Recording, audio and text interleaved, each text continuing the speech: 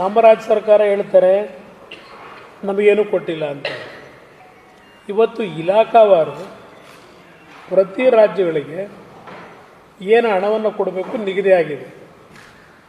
ಇವತ್ತು national ಹೈವೇಗಳಿರ್ಬೋದು, railway ಇರ್ಬೋದು, ಹೀಗೆ ಹಲವಾರು ರೀತಿ, ಮತ್ತು ನಮ್ಮ ಅಗ್ರಿಕಲ್ಚರ್ಗಿರ್ಬೋದು, ಕೋಆಪ್ರೇಟಿವ್ಗಿರ್ಬೋದು, ಎಲ್ಲ ಒಂದು ಇಲಾಖೆಗಳಲ್ಲೂ ಸಹ ಇವತ್ತು ಪ್ರತಿ ರಾಜ್ಯಕ್ಕೆ ಇಲಾಖಾವಾರು ಹಣ ಡಿಸ್ಟ್ರಿಬ್ಯೂಷನ್ ಆಗಿರತಕ್ಕಂಥದ್ದು ಇವತ್ತು ಮೊದಲಿಂದ ನಡ್ಕೊಂಬಂದಿರತಕ್ಕಂಥದ್ದು.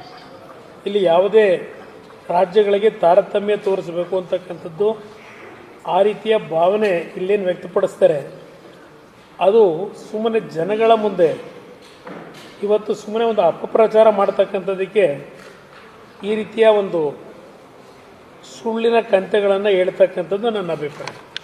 ಮೊನ್ನೆ ನಮ್ಮ ಮುಖ್ಯಮಂತ್ರಿಗಳೊಂದು ಮಾತು ಹೇಳಿದ್ದಾರೆ, ಹೋದ ಬಾರಿ 11,11,000 ಕ್ಯಾಪಿಟಲ್ ಎಕ್ಸ್ಪೆಂಡಿಚರನ್ನು ಘೋಷಣೆ ಮಾಡಿ 1 ಲಕ್ಷ ಖರ್ಚು ಮಾಡಲಿಲ್ಲ ಅಂತ.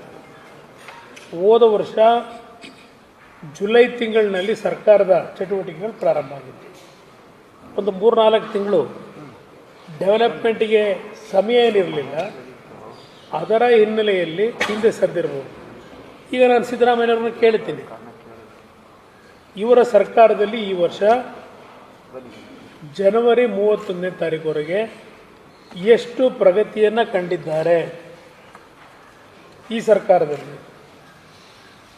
ನನಗಿರ್ತಕ್ಕಂಥ ಮಾಹಿತಿ, ಈ ಸರ್ಕಾರದಲ್ಲಿ ಸುಮಾರು 62% ಪ್ರಗತಿ ಇದೆ. ಇನ್ನು ಇರೋದು 1 ತಿಂಗಳು 1.5 ತಿಂಗಳು ಇದೆ. ಆರ್ಥಿಕವಾಗಿ ಸದೃಢವಾಗಿದ್ದೀವಿ ಅಂತಾರೆ. ಯಾವ ರೀತಿ ಸದೃಢವಾಗಿದ್ದಾರೆ ಇವರು?